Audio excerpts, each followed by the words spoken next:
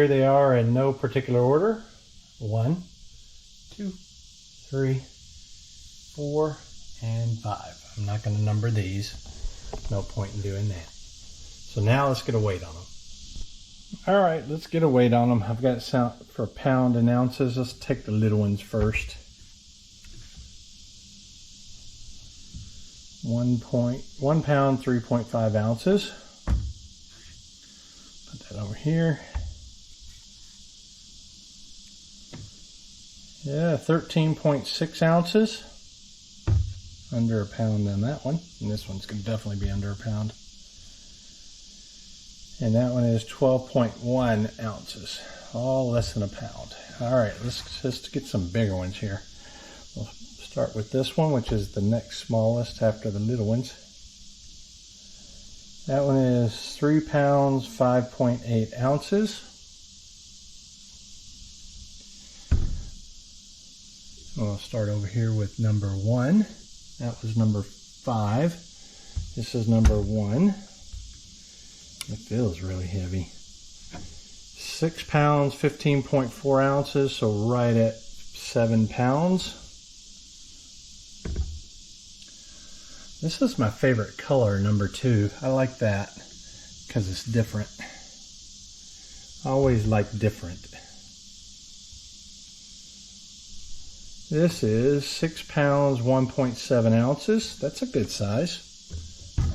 By the way, tell me what color you like best. 1, 2, 3, 4, or 5. And to me, it looks like 1 and 3 and 4 are about the same. 5's got a little coloration and 2 is beautiful. Very beautiful. All right, we did number 2. Let's do number 3. This feels a little heavier than 2. It is 7 pounds, 1.2 ounces.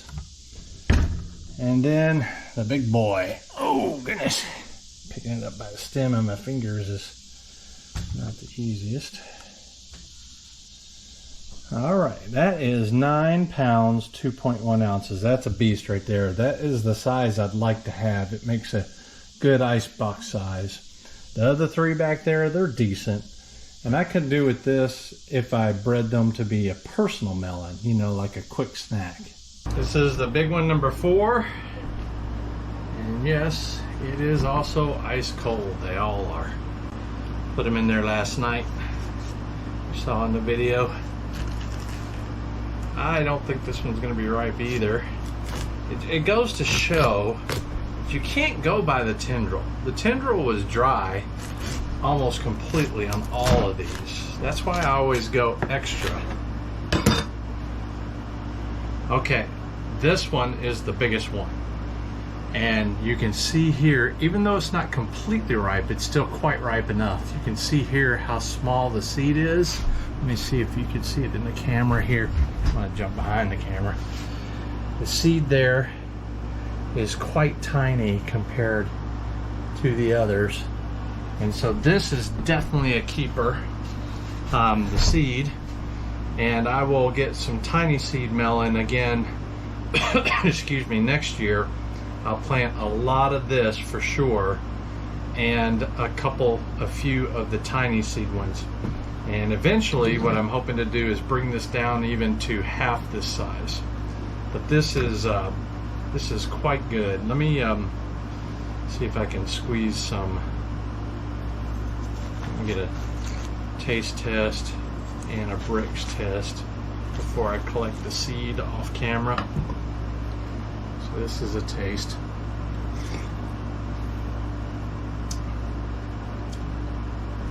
Wow, very, very sweet.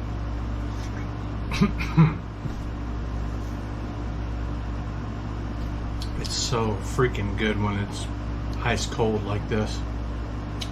I'll remark this one to a 4, and there's going to be a lot of seed. All right, we get a bricks on this. The bricks is 11. I thought it would have been higher than that, but 11's pretty good. Occasionally I'll have a cherry tomato that's up there that high, but 11 is pretty darn sweet.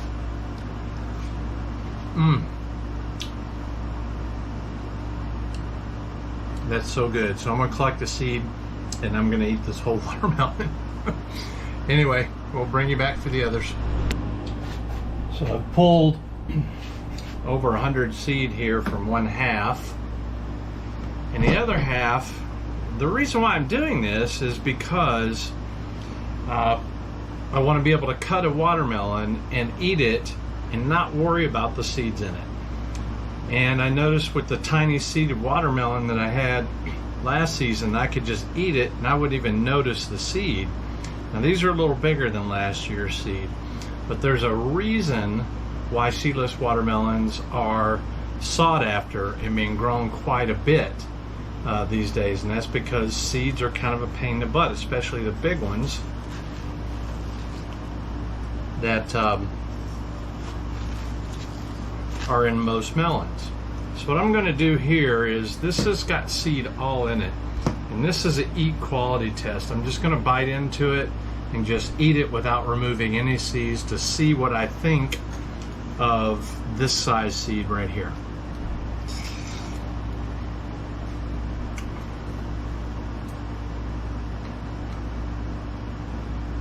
It's pretty good. It's I felt one seed when I was chewing. None in that bite.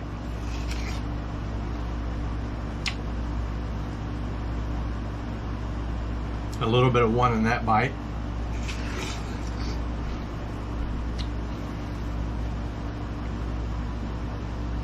None in that bite.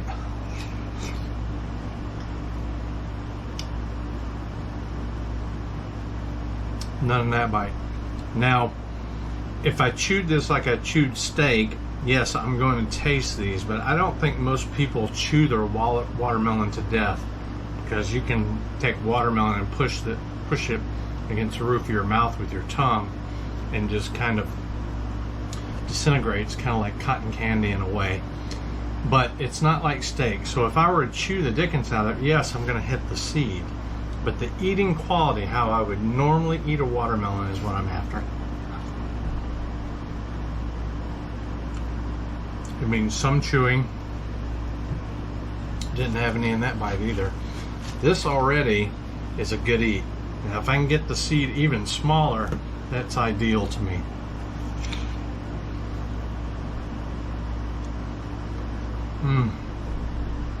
I didn't feel any in that one either, you guys, and there's a lot of seed in there.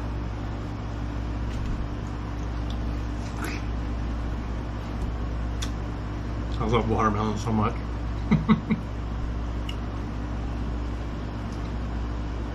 The weird thing is my wife doesn't like it at all. I don't understand that.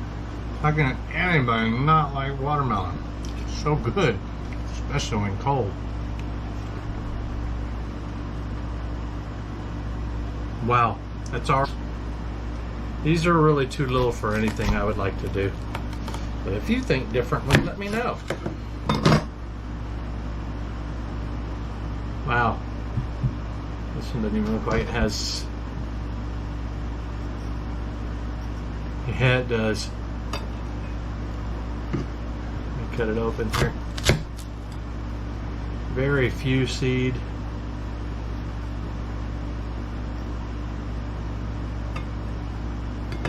There. And tiny. Seed in this one is really tiny. Okay, I'm gonna put these aside. And I'm gonna bring the camera in, I think, so you can see the difference in seed size. I'll put the bigger seed in the middle.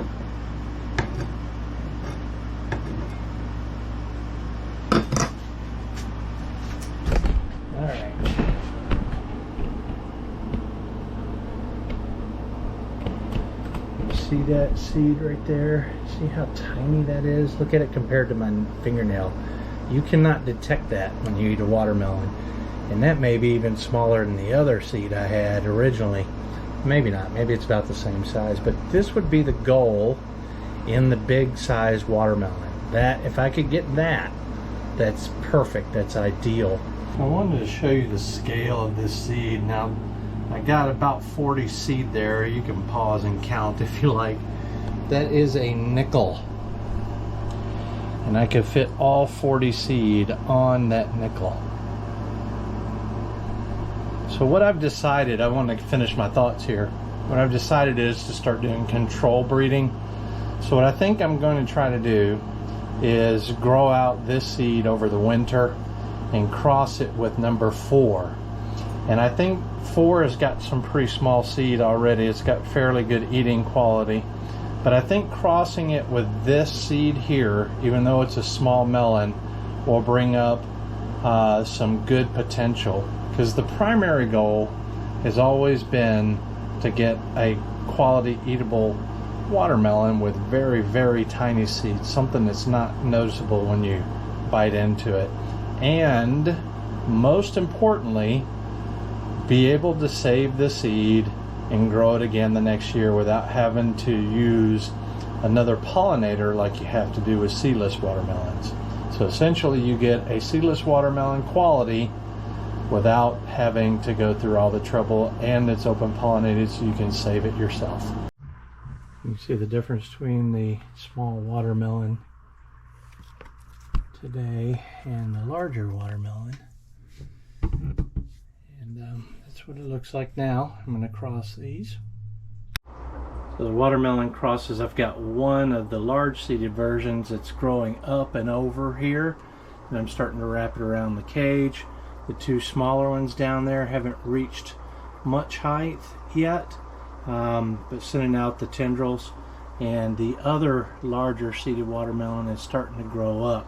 Not as aggressive as this one, which right now this is the leading contender for a cross because of how vigorous it is. Plus it's got a male there, male flower there, one coming on over there, and even a little baby right here. Watermelon today, the biggest one, this one, has wrapped around. It's now over here. So that's 3 foot of length, one wrap. So it's 3 foot tall. And we have, if you look here, right here, let's see if you can see it good here. You can see let me get over here, see if you can see it better over here. A watermelon that I crossed with the smaller watermelons. 2 of the smaller vines growing, and this is one of them. This is the most aggressive of the 2, and I have a small watermelon on it as well that I use the pollen from the larger watermelon seeded version to cross with this one. So the one over here that I first talked about is crossed with the smaller melon, and this one's crossed with the larger melon. So we have 2 different variations on crossing the bigger seeded melon with the very tiny seeded melon, and I'm going to grow out both of those, and I'm going to continue to wrap these until they mature and I collect the seed.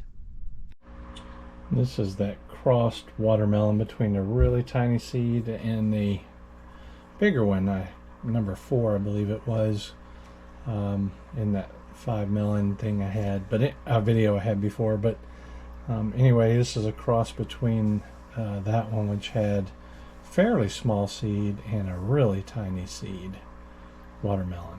And those other ones didn't get big at all. They were this big maybe, the tiny seed one. But that could be because of the way it's grown inside the winter grow room here. Alright, so this seed appears to be about the same size. I'll check later on after it dries. About the same size as its parent. Now the seed was crossed with tiny seed, so how these grow will be different than this one because it'll be affected by the tiny seed plant. So these are the melons. This is a cross between the 2 I had in the grow room this winter. One with really tiny seed. That was about, I don't know how much it weighed. I'll put it in here. And the bigger one with smaller than normal seed for a watermelon. That was a good size. I think it was the seed of a 4-pound or a 6-pound. I'm not exactly sure. I'll put it in here too. But you can see they're still pretty tiny right now. they'll gain size as they grow. This is my melon. This is cantaloupe cream, and they're about ready to plant out.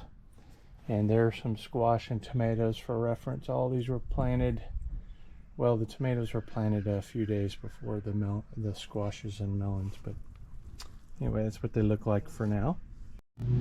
I'll do one final update for you on the watermelons. I'm really excited about this cross and this grow out, and I did hand pollinate this. We weren't getting bees.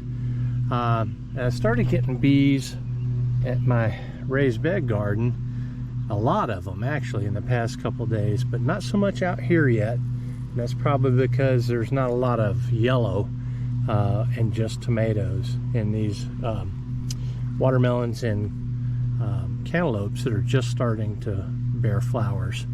But anyway, they're looking really good. Let me get out of the picture so you can see them in the sunlight. I've even got them going up the trellis.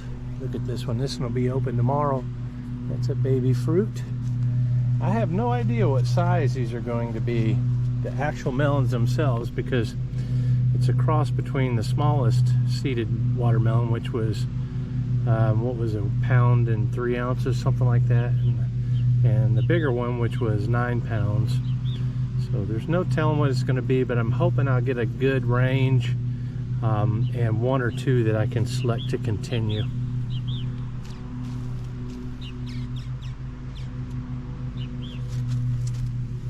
I had replanted a couple because I didn't have quite enough in the pots. And look at this one. This one's really nice. I don't see any flowers on it yet. Anyway, those are my watermelons, and that's my watermelon, small seeded, tiny seeded watermelon project. And I hope it's fruitful. This is Brent, you guys. We'll see you in the next video. Please like, subscribe, and comment. Love talking to you guys. Till the next video.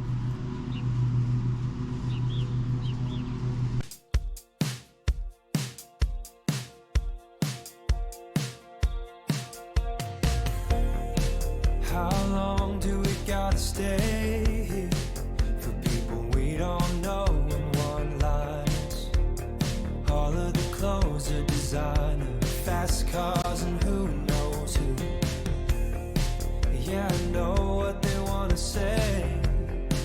They're gonna ask me if I'm gonna make it. I don't care if I'm gonna have to fake it, long as I can be